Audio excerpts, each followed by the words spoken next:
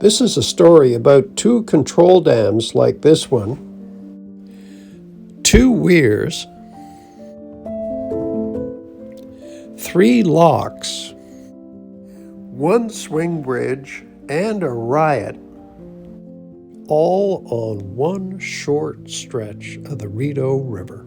Hi there, my name's John, and I'm going to take you on a short tour of 3 locks on the Rideau system located just downstream of my home near Merrickville. Their names are Clowes Lock and Upper and Lower Nicholsons. It's a beautiful day, so let's take a look.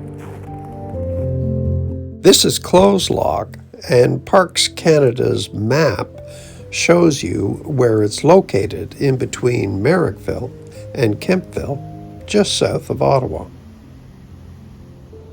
The setup includes a lock, a control dam, and a big weir that you can't really see from here, but you can hear it.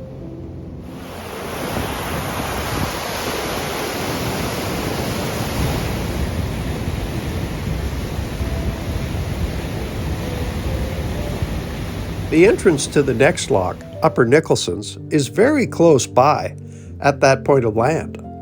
Before I jump to that spot to show you more, I'd like to tell you a story about the construction of Clowes almost 200 years ago.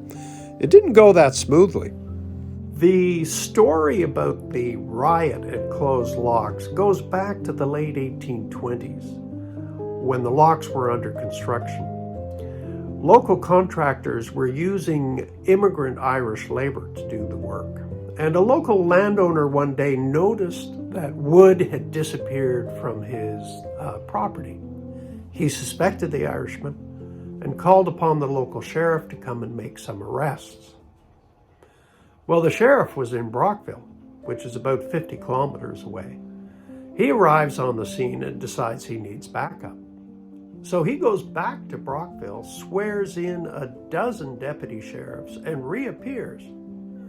The Irishmen are incensed at the heavy-handed nature of law and order here, and they resist the arrest. They were armed with sticks and pickaxes and so on, and the sheriff had to beat a retreat. Well, now the militia is called out, and Captain Burritts from nearby Burrid's Rapids marches out with a company of local militia, and this time the arrests are made. The Irishmen are marched down to Brockville, and a court case ensues. But the court case is unsuccessful because the Irishmen would not inform on their countrymen, and without evidence of trespass and theft, the case could not succeed. The Irishmen returned in triumph to Clowes, and work continued.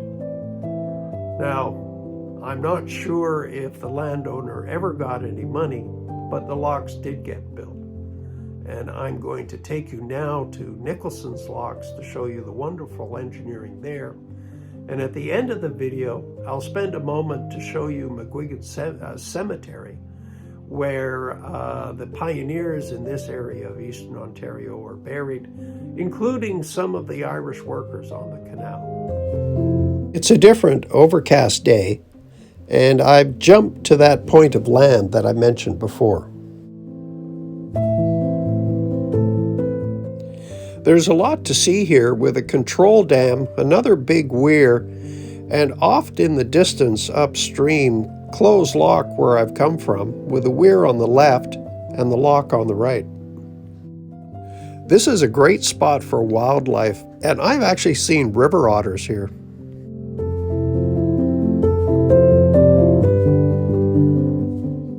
If you're enjoying this video, give me a like and subscribe to my channel. More is coming.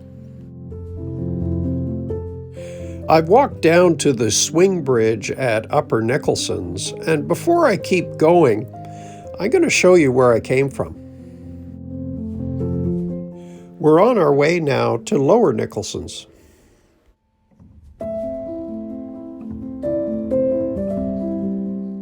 This is a cut through bedrock done by hand almost 200 years ago. This is Lower Nicholsons coming into view, with the old lockmaster's house up on the right. All of these locks are still operated by hand today. I've crossed over. If you're going to try it, do be careful as you walk across that right there. Here's the lock, and you can see there's an ash tree that's come down. I'll have to get that out in the spring. And there's the bottom of the lock with the Rideau River beckoning. I hope you enjoyed this little tour. Bye-bye for now. Here's the Pioneer Cemetery I mentioned, and let's have a thought for the men and women that built our country.